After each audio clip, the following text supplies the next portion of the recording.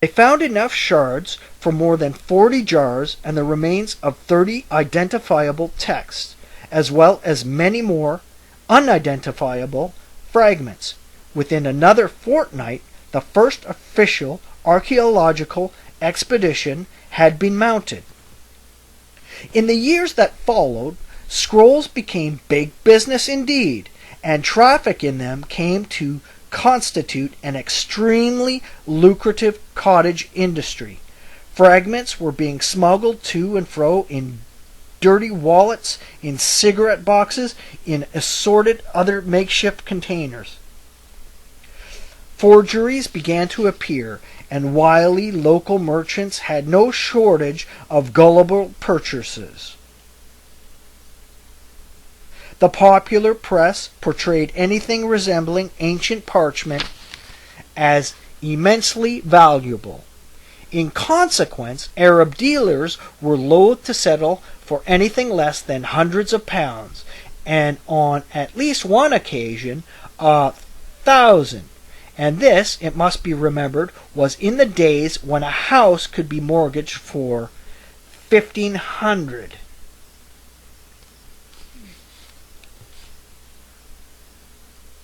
When Metropolitan Samuel took his scrolls to the United States, Jordanian radio reports claimed he was asking $1 million for them. Fears arose that scrolls would be bought not only for private collections and as souvenirs, but also as investments. At the same time, of course, the scrolls themselves were dangerously fragile, requiring special conditions of light and temperature to preserve them from further deterioration. In many of them, indeed, the process of deterioration was already irreversible. As the black market burgeoned, so did the prospect of ever more valuable material being lost irretrievably to scholarship.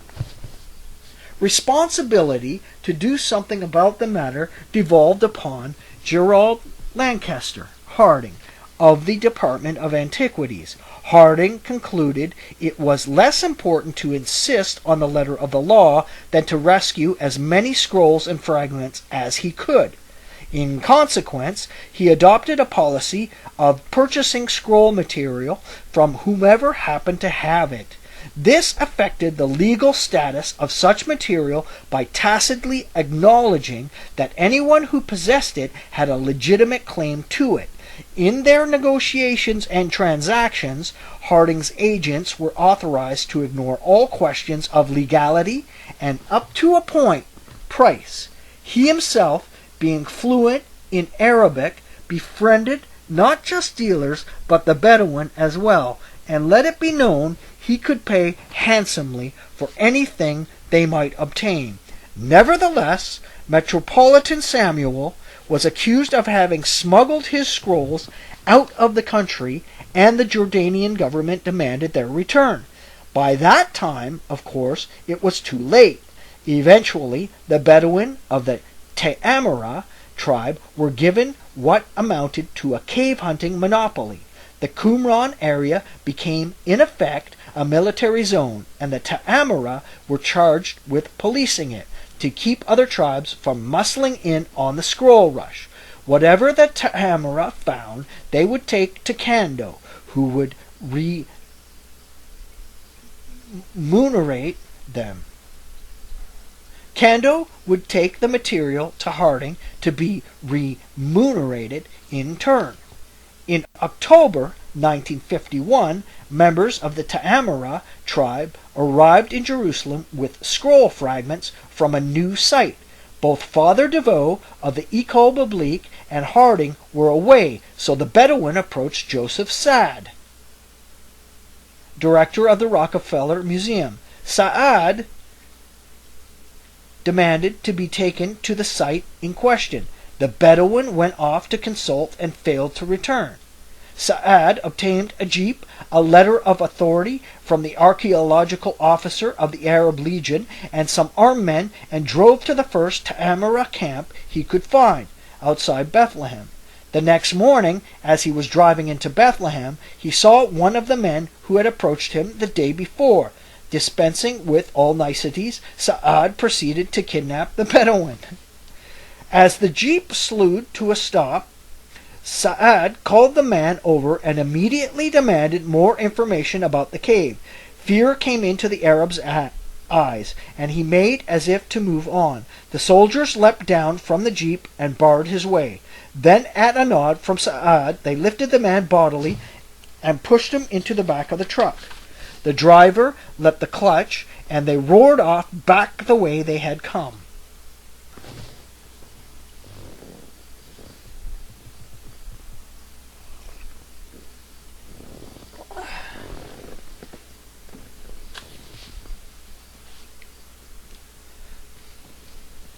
Subjected to this sort of persuasion, the Bedouin agreed to cooperate. Sa'ad obtained reinforcements from a nearby military post, and the contingent headed off down the Wadi Ta'amra towards the Dead Sea. When the terrain became impassable, they abandoned the jeep and began to walk. They walked for 7 hours until they came to a wadi with walls hundreds of feet high. Far up in the cliff face, 2 large caves could be seen, with clouds of dust issuing from them. The Bedouin were already inside, collecting what they could. At Sa'ad's arrival, a number of them emerged. The soldiers accompanying Sa'ad fired into the air, and the Bedouin dispersed. Of the 2 caves, one, when the soldiers reached it, proved to be huge, 20 feet wide, 12 to 15 feet high, and extending some 150 feet back into the cliff. It was the next morning before Sa'ad got back to Jerusalem, exhausted after his expedition, which had included 14 hours of walking. He went to sleep. He woke later in the day to find Jerusalem in a state of upheaval. Friends of the Bedouin had spread the news of his kidnapping and incarceration. One commentator observed afterwards that it was perhaps a mistake to have used force. This served to drive documents underground and made the Bedouin more reluctant to relinquish what they found.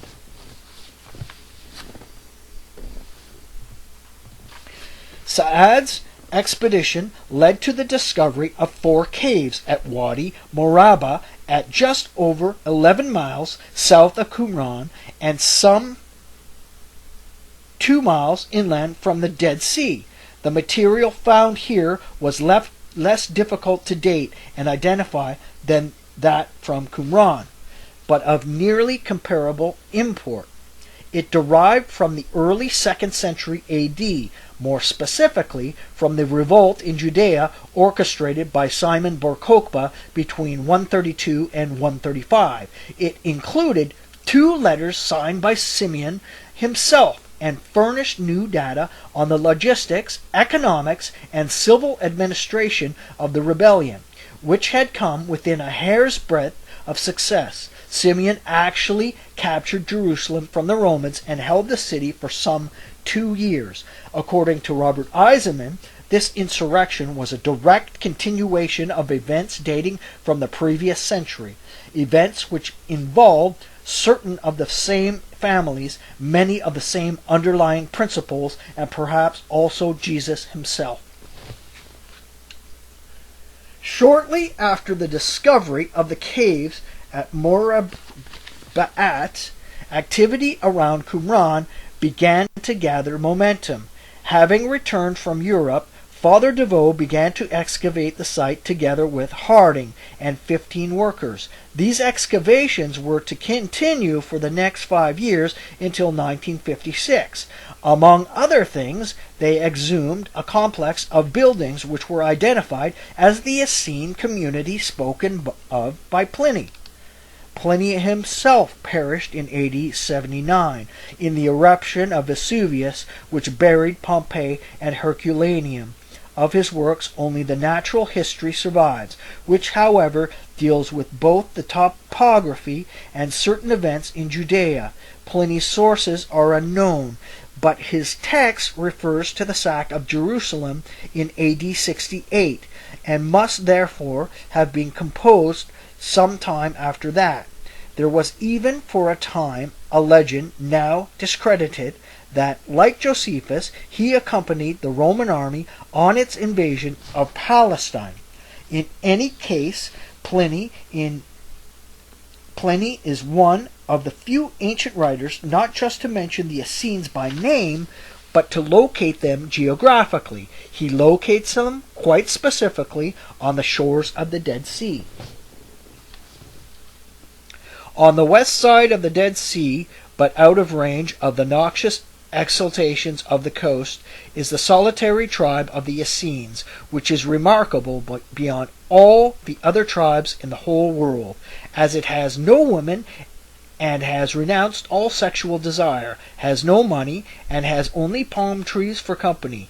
Day by day, the throng of refugees is recruited to an equal number by numerous accessions of persons tired of life and driven thither by the waves of fortune to adopt their manners. Lying below the Essenes was formerly the town of En-Gedi. Next comes Masada. End of the reference. Devoe took this passage as referring to Qumran, assuming that below the Essenes means down or to the south. The Jordan, he argued, flows down or south to the Dead Sea, and if one continues further south, one does indeed come to the site of En-Gedi.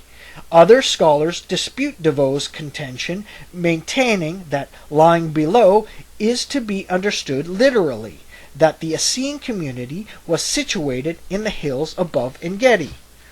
Whether Qumran was indeed Pliny's community or not, Devoe was spurred on to further efforts. In the spring of 1952, he endeavored to wrest the initiative from the Bedouin and make a systematic survey of all caves in the vicinity. The survey was conducted between 10 and 22nd of March 1952 by Devoe, 3 other members of the École Biblique, and William Reed, the new director of the Albright Institute. They were accompanied by a team of 24 Bedouin under the authority of 3 Jordanian and Palestinian archaeologists. Not surprisingly, perhaps, it was the Bedouin who did all the work, clambering up the steep, often precipitous cliff faces and exploring caves. The archaeologists preferred to remain below, compiling inventories, drawing up maps and charts. As a result, the survey was not very comprehensive. The Bedouin, for example, chose not to divulge the existence of certain caves they had found. Several scrolls did not come to light until much later, and one is known never to have been recovered from the Bedouin.